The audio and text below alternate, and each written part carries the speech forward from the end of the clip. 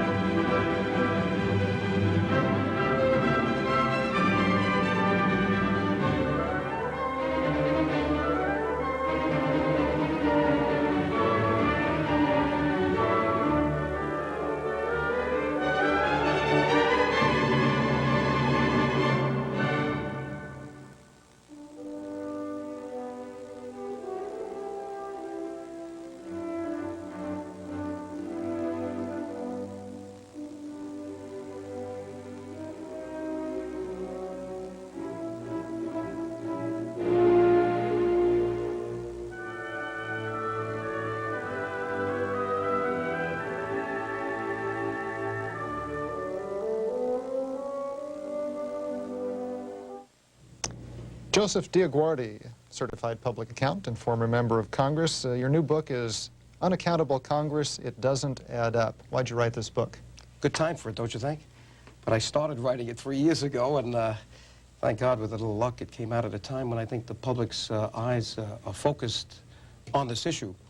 I wrote the book because this was the message that I took to Congress with me in 1985. I was kind of surprised when I got there, Lou, to find out that I was the only practicing certified public accountant ever elected in over 200 years.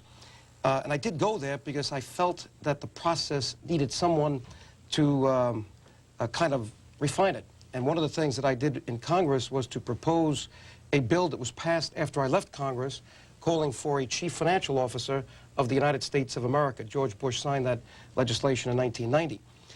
The reason for the book is that after I left Congress, it dawned on me that if I was going to leave any legacy for the 4 years that I was there, it should be a report to the people of the United States of America as to what I saw as a professional CPA, having been trained for 22 years with one of the world's largest accounting firms, to see certain things that the average person, and certainly the average congressman, didn't see and still doesn't see. That we have a system, a budget process, we have a system of accounting, a system of keeping books that is not the system that government imposes on you. In fact, it's the worst system that can be used. And in the book, I make the comparison between the bankruptcy of New York City in 1975 and the theoretical bankruptcy of the United States of America sometime in the future, making the case that the new bankers for the United States of America are not those banks who were buying the municipal bonds of New York City back in '75, but Japan, Germany, Great Britain, who are buying tens of billions of dollars worth of treasury bills and treasury bonds. So we're kind of hooked on foreign capital. The point is that today, and let me give you the bottom line, the United States is using a Mickey Mouse accounting system. It's called the cash basis. They use it for the budgeting. They use it for the accounting.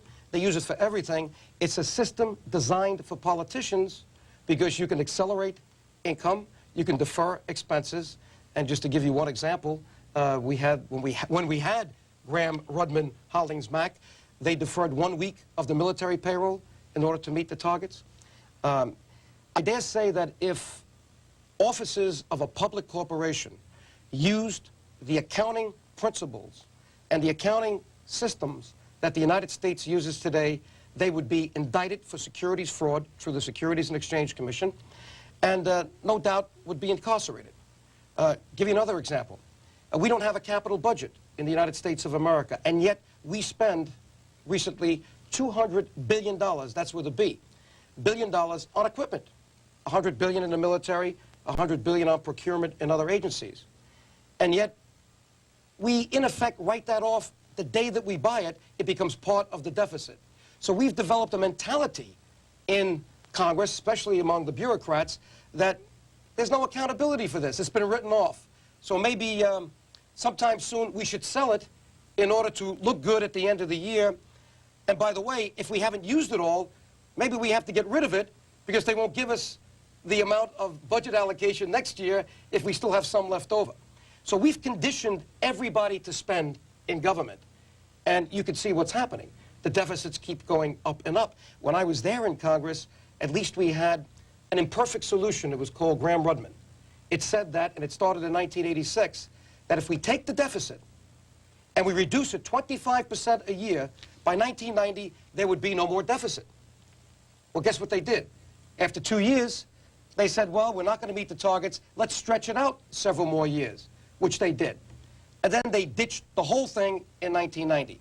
So what that tells us, it should tell the listening audience, is that there's absolutely no discipline in Congress when it comes to accountability, when it comes to fiscal responsibility, when it comes to counting your money, the tax dollars that you send in, because there's this mentality that if we run out of money, we can somehow come up with a gimmick, and I go through about a dozen gimmicks in Chapter 2 called Plastic Budgeting. And if we can't come up with a gimmick, we always have this cash basis of accounting to fall back on. We can accelerate income, defer expenses.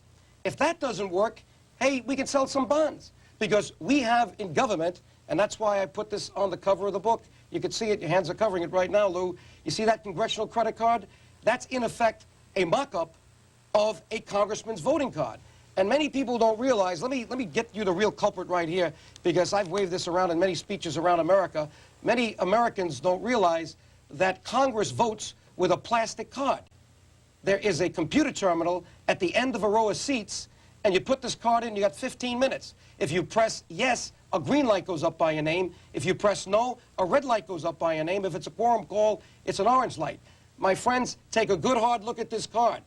This is the card you gave your congressman or congresswoman. It's the most expensive credit card in the world because it doesn't have a limit. Your credit card has a limit. When you get a call from American Express, Diners Master Charge, and you've reached your $2,000 limit or your $5,000 limit, you know that economic reality has arrived. You might sit down with your family. You probably would. You'll look at your standard of living. You might even defer a vacation, not with this card. You know what they do with it? They just keep raising the limit. It's called the debt ceiling. And last year, they raised it to $4.1 trillion. That's with a T, trillion dollars. We're already, our national debt, I believe, has just exceeded $3.5 trillion. They've already given themselves the credit limit to go another $500 million. So if they can't account for it in a gimmick way, and they can't raise the taxes, which they don't have the nerve to do, they will then float some bonds, pass it on to the next generation. That's why we have a credit card mentality, and that's why in the book I say on the credit card that's congressional, look at the credit line, unlimited. Look at the expiration date, never. Look at build to future generations. This is the ungodly, unholy burden we're putting on the next generation. And Lou, just to finalize my opening comments, if you can't do all of that to disguise economic reality, you know what they'll then do? Put it off budget. And they've done that with the S&L crisis. Only half of it is on the books. Can you imagine you, as a businessman, only putting half your expenditures on the books? And the last thing they'll do, if that doesn't work, is a guarantee. You know why? We don't record the cost of guarantees today because we don't record liabilities. All we record on the books is the flow of cash. It's a Mickey Mouse accounting system that I said before we took New York City off of in 1975. That was the price for the bailout. So you've got a whole string of these gimmicks. If none of them work, we'll guarantee it, and let's worry about the default later, and that's exactly what happened to the S&L crisis. So why did I pick the name Unaccountable Congress? Because what I see in Congress is a lot of people who know how to spend, very few know how to count. Maybe it's time to have a few more certified public accountants elected to Congress, and if not CPAs, business people, so we can get back to the fiscal principles, at least the ones that government imposes on you and your businesses through the Securities and Exchange Commission. The double standards are unbelievable. That's why Chapter 6 about the House of Representatives I've entitled A House of Ill Repute, Do As I Say, Not As I Do, and I go through 14 major pieces of legislation that they've imposed on you, but they've exempted themselves from. Our guest is Joseph DioGuardi. He's the author of Unaccountable Congress, and our first call is from Detroit. Good evening. Yeah, how are you doing? Good. This gentleman here is fantastic. They need to put him on all the channels here in Detroit, 247, and probably a few other channels across the United States of America, because I think he can enlighten a lot of people.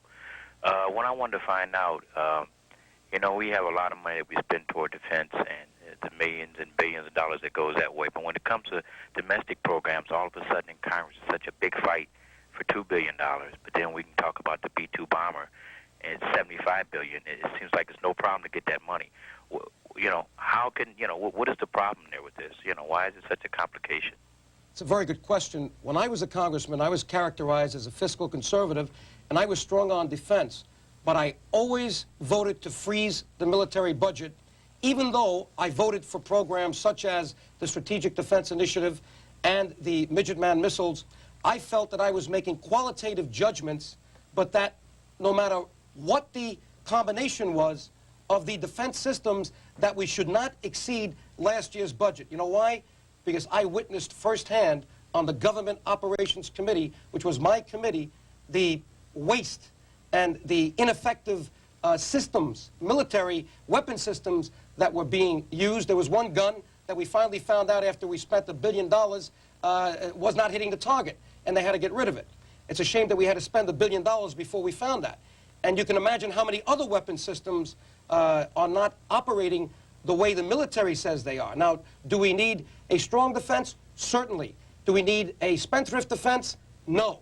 And especially now that the threat of the evil empire is gone, it seems to me that this is the opportunity for the Secretary of Defense, and he's a good man. He served with me for 4 years, Secretary Dick Cheney, and I know he has this in mind, to ratchet down the military budget.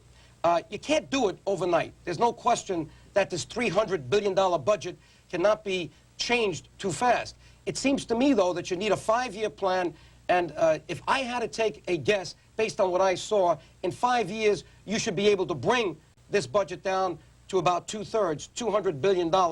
Now, you know, I wouldn't be able to tell you the mix right now, but it just seems to me that with the Cold War being over, that we should be heading over a period of time to a military budget that's about half the $300 billion we spent. And I would say in 5 years, we should be able to reduce it by $100 billion. Now, why do I say we shouldn't do it too fast? Because it's a human issue, too.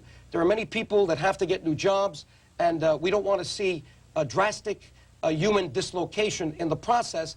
But you know something? Your question's good.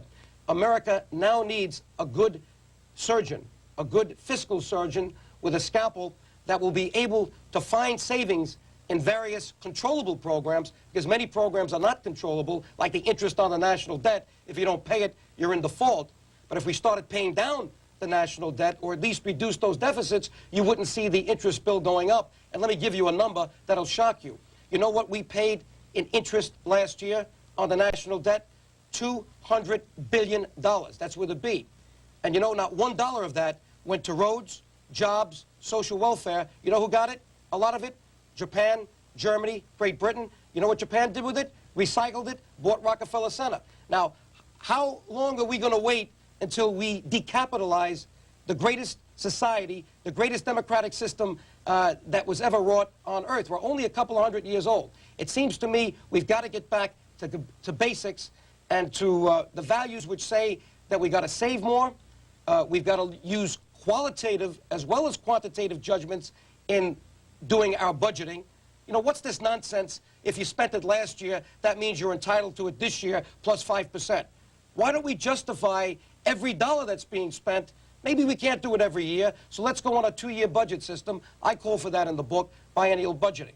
But your question's good. I would say that we should be able to find savings in the military, and soon, in over 5 years, I would be disappointed if we didn't find $100 billion to start spending on other domestic programs, or at least eliminate the deficit. Washington, D.C., good evening. When you're doing live television, you take those chances. Caller, where are you calling from? Yes, Palm Desert. Go right ahead. Be lower the TV. I was watching a program this weekend where Senator Rudman stated that the deficit could go to $5 trillion, and that if we don't do something soon, we're probably heading for economic collapse within 2 or 3 years. Do you agree with that statement? I do. I could not quantify it as he did. The $5 trillion you referred to, sir, is the national debt. The deficit this year is projected to be just in excess of $300 billion, but that does not count all of the S&L bailout. They're playing the Mickey Mouse fudging the numbers game with the budget because they don't want to tell you all the bad news. And by the way, I started a foundation when I left Congress called Truth in Government. What did I mean by that? Really truth in government spending, because we really don't know the true cost of the federal government today because of the Mickey Mouse accounting systems, the budgets that use all kinds of gimmicks. But the point is, yes, we are heading to a $5 trillion national debt. We're almost at $4 trillion right now. Can you imagine the interest on $5 trillion, especially if the interest rates go back up to where they were?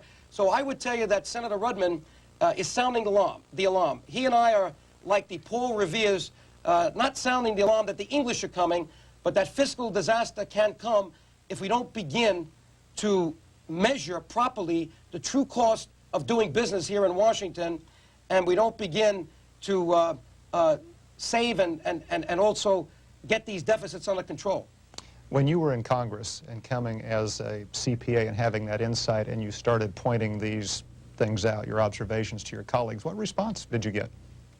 Many times they would be kind of frustrated with my questions. In fact, I never forget it. At one meeting, a senior member turned to me after I was trying to give them a little analysis on what they were talking about when they were trying to reduce the deficit, and I got into the problems of the accounting, and one of the members got a little abrupt with me, and he said, you know, Joe, you're not an accountant anymore.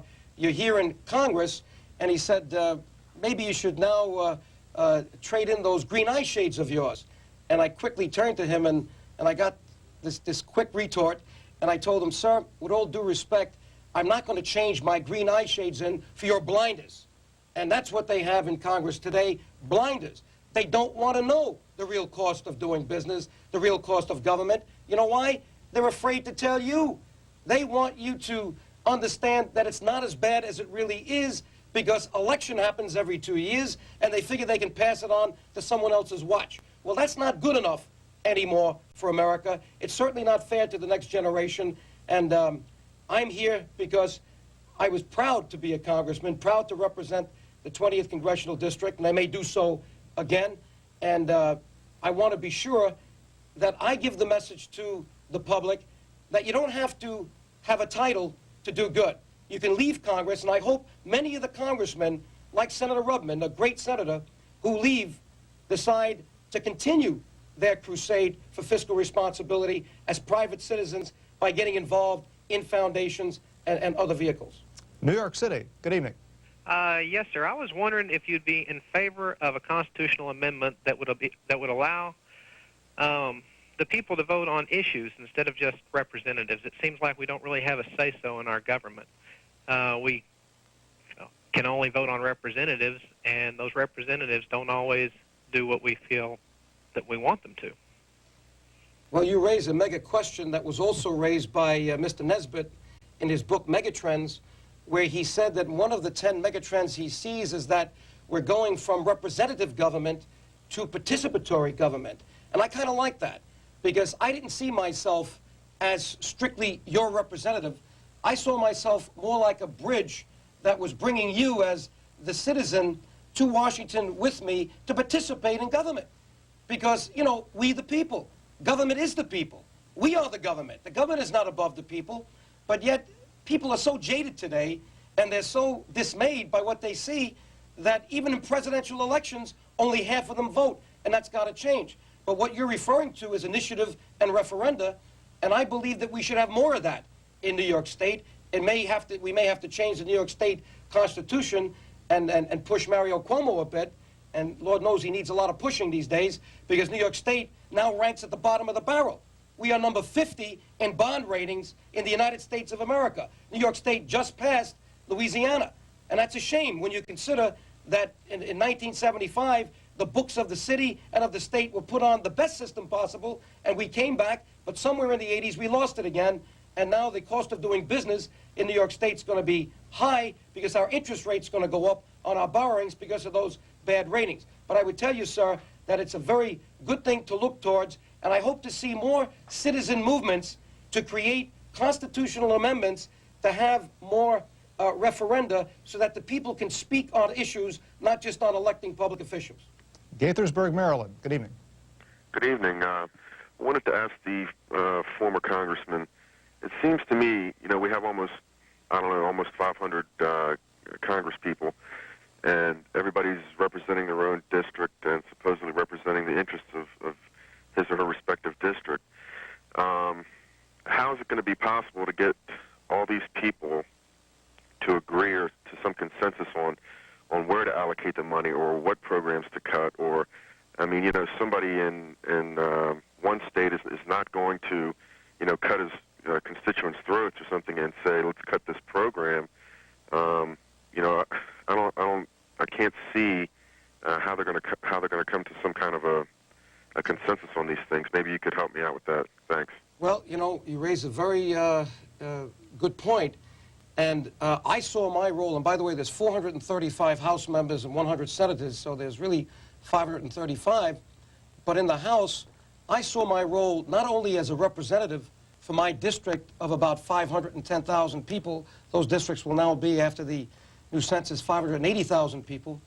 But I saw my responsibility to the country because many of the votes that I cast were not votes that were strictly representative votes for my district, but were important votes for America.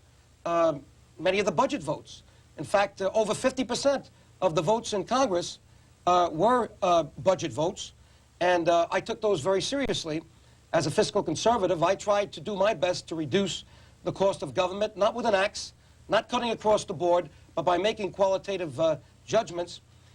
This is a problem. It's certainly a big problem today when there's so little comity in the House of Representatives and you see all the fighting that's going on to change the process. I would tell you that the real power in America, my friend, is still the people of the United States of America, but they have to use that power. If they don't use that power in the voting booths, what happens? You create a vacuum. And you know who fills that vacuum? Bureaucrats who keep you online, who want you to fill out more forms, who want more regulations so they can preserve their jobs, so they can write memos to justify their existence.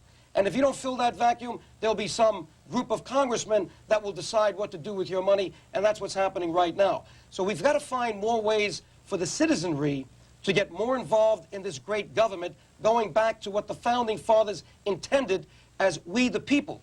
Government by the people, for the people, and of the people. It's not we the government, it was we the people, and government is not above the people. We got to get there. In terms of how you make this consensus and allocation, it's very difficult. That's where the political process has to work. But if you feel your representative is not doing that job or is using this card irresponsibly, whether he be or she be a Democrat or a Republican, what you ought to do is do what I say in Chapter 8, where I call the citizens to action. The name of that chapter is Cutting the Card. How do you cut this card? When you go into the voting booth, pull the lever, and get rid of the rascal who's not using it responsibly, and then you'll see how they begin to allocate things right. San Bernardino, California. Good evening. Hi. Yeah, I have a couple of questions I'd like to ask you.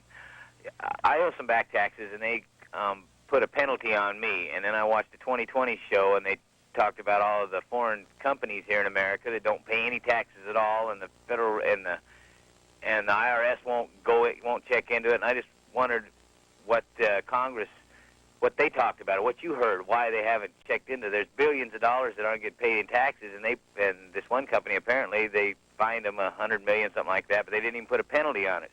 But me, I owe them $1,000, and they put a penalty on me, and it's been going on for 20, 30 years, I'm sure. Well, again, you know, when you talk about the problems of the IRS, that's going to be book 2. I decided to concentrate on the legislative branch of government, but I had a chapter written on the military, one on HUD and one on the IRS, that I pulled to put in another book so that we can focus on one part of government at a time. But you raise, again, an interesting point.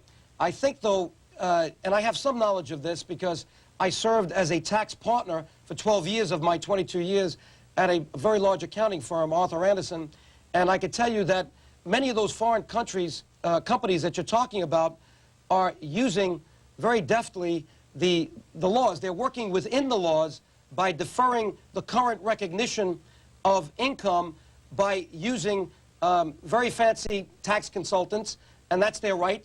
No one should pay any more taxes than the law requires them to pay. And I would hope that that's what we're talking about. To the extent that there is a true evasion of income taxes, there is no question that the IRS should go after those companies, and they should do it swiftly, and they should be penalized a lot, because no one should be getting away with paying their fair share of the taxes, because when that happens, then the burden of government is allocated on the others, fewer people, and that burden then becomes proportionally more for people like you. So I would say to the IRS that if there are examples of gross and egregious evasions and avoidances of income taxes, not by legal means, they should quickly go after those people, make examples of them, impose the highest penalties possible, because we're on a self-assessment system and we want people to pay their taxes, but we need to spread that burden out fairly. Mandawa, New Jersey. Good evening. Good evening. I'm calling. I'm the head of a household, and my wife and I act responsibly when we spend our monies. We can't spend monies that we don't have.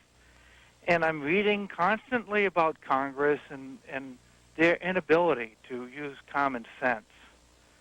And I wanted to know, I just assume these people are intelligent people, that collectively they know what's going on. They see the problems in America. And why aren't they able to do the right thing? And I'd want to hear what would be the best thing to do right now about fiscal responsibility. And why aren't the Congress people, these men and women who are intelligent people, why are they so inept? Why can't we... Well, you know what I'm saying. I just have no faith in what's going on down there in Washington. Thanks very much. Yes, you see the big brouhaha about the check bouncing scandal. I mean, bouncing may be the wrong word, but that's the word that the press picked up and got the public all excited. But can you imagine that we have many Congress people who are not able to keep an appropriate balance in their checkbook, so that they write a check that exceeds the amount in their checkbook? And if you have so many people doing that with their own accounts, how can they balance a government checkbook of $1.4 trillion? I think that's one of the things that the public has to be concerned about. But it seems to me that congressmen, by and large, I believe, are good people. They mean to do well. There's a lot of pressure here in Washington, and I believe one of the biggest problems that we have is a process that's not working, a process that must change. And I'm hoping that the current focus on Congress is going to be enough to change that process, not only with respect to numbers, but even with respect to the Ethics Committee. In 1988, I was so chagrined about what I saw. I'm not going to name names, but what I saw at that point, I put in a bill to change the Ethics Committee of Congress, and to show that it had bipartisan support, because I talked to a lot of Democrats, I picked a very liberal Democrat, intellectually honest Democrat, Barney Frank from Massachusetts. He agreed with me, and we introduced an Ethics Reform Act in August of 1988, calling for three things: a public review board on top of the Ethics Committee, so that there wasn't this collegial business of congressmen one day shaking each other's hands as friends on the floor, and the next day judging them and evaluating them when it came to potential or certain scandals. Another thing we called for was an inspector general. Why not? Other government agencies have an IG to do internal auditing, and if we had an inspector general in Congress, you wouldn't have had this bank scandal today and the post office scandal. And then I called for, but even more recently, a chief financial officer. The bill was signed in 1990. We now have chief financial officers in many government agencies. What's wrong with a chief financial officer for the United States Congress when you have so many employees, when you have a bank, or you had a bank, when you have so many financial functions? So I would tell you that we need to change the process, and I'm hoping that the heat that the members feel today is going to be enough to get them to do something for a change that's real and not just treating the symptoms. Now, one of the things I think we need, no matter what, is term limitations. Like Graham-Rudman, I think it's an imperfect solution. I hate to see good congressmen go, but it seems to me that we've got to take now a radical solution to deal with the problem, because there's a lack of discipline and it's getting out of hand, and that's one thing that we have to review very seriously. Hot Springs, Arkansas. Good evening. Good afternoon, Mr. DioGuardi. I tell you what, I certainly appreciate your comments, and I hope C-SPAN gets you back again. You certainly enlightened me tonight, or today, and I want to thank you for that. I'm a former Republican, and I say that lightly because I am now one of the coordinators for the Perot Committee in this part of the world, and I wonder with your comments, you're echoing, if I'm not reading you wrong, you're echoing a great deal of Mr. Perot's overall stance about the budget, about spending. And I first want to ask you, are you in any way a supporter of what he believes in? You know, I've admired H. Ross Perot for many years, you know, as a businessman, and I spent 22 years of my life after graduating from Fordham University at Arthur Anderson, and then I left at the age of 43 to run for Congress when people told me I was crazy, that there's no way that I could get elected because I did not ever run for office before. But I made it, very close election, and then I had to win another close election against Bella Abzug in 1986, and hopefully I'll be back. But I can tell you this, that I was at many seminars. In fact, I remember one in Houston, it probably was 5 or 6 years ago, where H. Ross Perot spoke. In fact, I was in Congress at the time, now that I remember, and there was a group of us down there at the Research Triangle, I believe that's the name of it, and I was very impressed with what he had to say as an American, as a successful American, as a businessman. And I had a habit of always taking notes when important people speak, and I was so impressed with some of the things that he said that I wrote those notes down on an index card, and I probably have it in my wallet right now. I'm not going to pull it out. But I remember him saying that, you know, America is the only place where a 28-year-old can come out of college or someone in the early 20s and go to Wall Street and shuffle paper around. And this is 5, 6 years ago, before the Milliken debacle, and make $400,000, and that's not productivity. And he had a good point. And he said, you know, America is the only place where, you know, you can be beat and go back if you're a corporation, and instead of doing something for real, you know, change the logo and change the cheerleaders and go back out and get beat again. And that's, I guess, the comment he was making on how we were not competing, at least properly, against countries like Japan. So I would tell you that he's got some very good ideas, and if nothing else, people like H. Ross Perot will bring, I think, good ideas to the debate. I mean, I'm supporting President George Bush. I think George Bush has done a good job. When you look at the alternatives, you see in George Bush someone that has the experience. He was an ambassador, head of the CIA. He was vice president. He was president. He is president 4 years. We know what we got. We know we can trust George Bush, and I think we can trust him for another 4 years. But I like the idea of H. Ross Perot jumping into the fray. That's America. America requires competition. That's what democracy is all about. And I wish him good luck. And I hope he sets a debate so that we all, at the end, get a presidency and get a country that is adhering to the highest standards.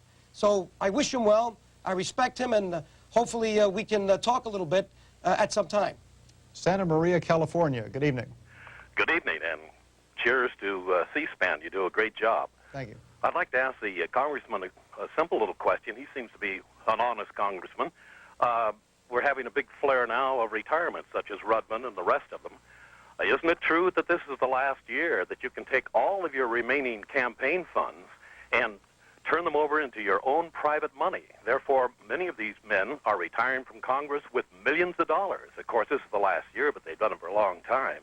And secondarily, isn't it true that you can retire like you have and then pick up your pension, which is quite substantial, and then like Bob Dornan started maybe 5 years ago, come back in and then again get another pension? Could you explain how that works in Congress? Sure. Well, first of all, I don't have a pension. I only served 4 years, and you must serve at least 6 until you get a pension. But I could tell you that there's a combination of reasons why people are leaving today, and I don't want to be so jaded as to say they're all leaving to cash in, but you're right. there was a grandfather clause that I think was wrong, and I think it was done back in 1980 or 82, that said that if you were elected before a certain point in time, when you retired, your money didn't have to be put back to the government or to a charity or to or used in politics, but if you pay taxes on it, so that people who do retire, and if they have funds, if they pay taxes on it, they can convert it to personal use. I didn't think that that was a good grandfather clause, and many people spoke against it, and I think that's the reason it was changed, with the heat of the congressional pay grab, which I voted against, you can be sure, and I can't imagine how Congress could have voted there. Not that they don't deserve to be paid more, but not the way they did it, and not when they did it, with all those deficits. I think there was a better way to do it. But at that point, they agreed to change this grandfather clause, and you're right, this is the year that if you have substantial monies in your account, if you retire and pay the taxes, you'll be able to convert that to your personal use. I dare say that's not the reason why someone as good as Senator Rudman retired, but there are many, I'm sure, that have that as one of the reasons that they're retiring this year. Basking Ridge, New Jersey. Good evening. Hi. I have a comment and a question. The comment has to do with I've been involved in junk bonds for over 8 years, and one of my former bosses always said that Treasury bills and notes are the ultimate junk bond. So I agree with you that fiscal responsibility is lacking. It's certainly something that is needed, and how can we, the people, get these kinds of financial accounting issues on the presidential agenda? Thanks for the call. Were you able to hear most of that? Yes, it's not easy, and I tried to do it as a congressman. In fact, when you read the book, I was happy that the publisher, and the publisher is Gregory Gateway here in Washington, put in 3 letters that I wrote as a congressman to show you that I tried to go all the way on this issue. And these are letters that my staff couldn't write, because obviously most staff people don't have the accounting education that I had, or the business education. They're good people, they work very hard. But I wrote a letter to President Reagan, I think it was back in 1987, saying, you know, Mr. President, you're going to retire, and people think of you as the greatest deficit spender we've ever had. And it's not true, because if we were on the kind of accounting system that government imposes on business through the Securities and Exchange Commission, you would find out that President Carter was the biggest deficit spender, because most of his spending was on consumption, was on government programs, and much of yours, Mr. President, was on equipment. You rebuilt the military, and that shouldn't be charged against the deficit, and we may even want to borrow against that, but that's an asset. So, Mr. President, you spent money on assets. Mr. Carter spent money proportionally more on government programs, and yet you in your presidency are paying off much of the commitments he made. So it's really a mixed-up situation. Why don't you change the way we account for things now? Because number one, it's the right thing to do. But number two, you shouldn't have to retire with this legacy of being the biggest deficit spender. Well, the Wall Street Journal published that piece shortly thereafter, but the reply that I got from the White House was a 5-page letter. I'm not going to say from whom, but you'll see it in the book. And the bottom line of the 5 pages was, we can't argue with you, Congressman. And by the way, if we did all the things you said, the deficit would be greater. And I said, listen, the deficit is greater. You people are papering over it. And it's time you gave the right accounting and the right accountability to the people of the United States of America. Make them know what the true cost of government is. If you sell it right, maybe they wouldn't mind paying their taxes. So I hope President Bush now takes this message, because I sent a copy of this book to the White House. Now, I could see the president beating up on Congress a lot these days, and I suggested to one of his aides he may want to wave this book around, Unaccountable Congress, because I'm sure that he believes in everything that I've written here. I hope he now, in his second term, because I fully expect that he will be reelected, will now implement this so that he goes down in history as the president to bring fiscal responsibility and public accountability to the great country of the United States of America. Just a few minutes left. Last call, Warner Robins, Georgia. Good evening. Good evening, sir. I'm presently a civil service employee, and I've been out on disability for a couple of years with a back injury. And the disarray of the federal workmen's compensation system, I have seen them throw in the last year and a half probably $25,000 to $35,000 away just on my case alone. What can I do and who can I talk to maybe draw some attention to this? Because if they're doing all the injured employees this way, they are just hundreds of millions of dollars if got to be going down the drain. Thanks for the call. Well, you know the old saw that the squeaky wheel gets the grease. I would start with your representative. I would call your congressman or congresswoman and explain the situation to their administrative aide. In fact, if you don't know the number of the congressman's office in your district, call the line here in the Capitol. It's 202-224-3421. I believe that's the number. And in fact, I'll check on that because I don't want you to be calling the wrong number. Somebody will be getting a lot of different calls. But I know that there is a switchboard for the Capitol there, and that switchboard number is 202-224-3121. That's 224-3121, and ask them for the number, or ask them to switch you to the office of your congressman or congresswoman and get their representative, their district representative in your district to attend to this particular problem. And also write a letter or copy in your senator. Now, if that doesn't work, I would go and write a letter to the editor in your local press and send that, a copy of that, to your representative. Congressmen and congresswomen are very sensitive about publicity, and that might get you some attention. I think there are a number of ways to create some heat, so to speak, but if you don't create a squeaky wheel, especially in a big government, you're not going to get the courtesy and the advice that you need. So there are two ideas. In the introduction to this book, and we have just a few seconds left, you say this book actually started with your father. Why did you make that reference? Well, Dad was an immigrant who came here in 1929, and, you know, this story can be repeated a million times in America, but he truly embodied the promise of America because he came here at the age of 15. He was an ethnic Albanian, born in Italy, came here in the middle of the Depression, couldn't speak a word of English, had to support his 3 sisters and his mother. His father was ill, and yet he somehow found a way to open up a vegetable stand in Harlem.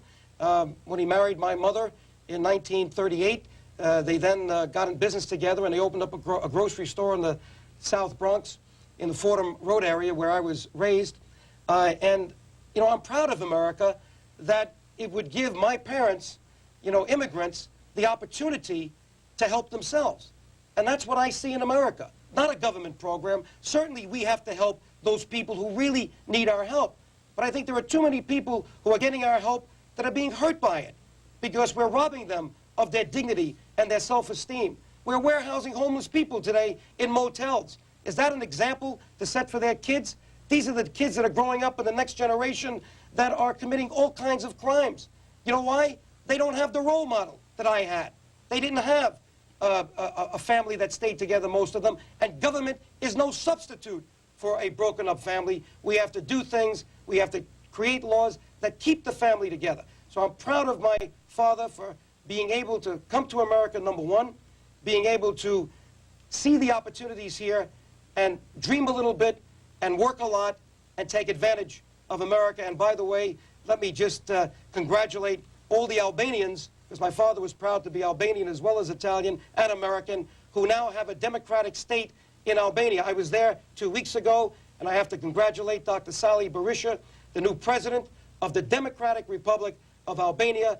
Welcome to the free world. Joseph DioGuardi is a former member of Congress and is currently running for re-election in New York's 20th Congressional District. He's the author of Unaccountable Congress, It Doesn't Add Up. Thanks very much for being with us. Nice to be here. And as always, we thank you for your calls and your comments. Have a good evening.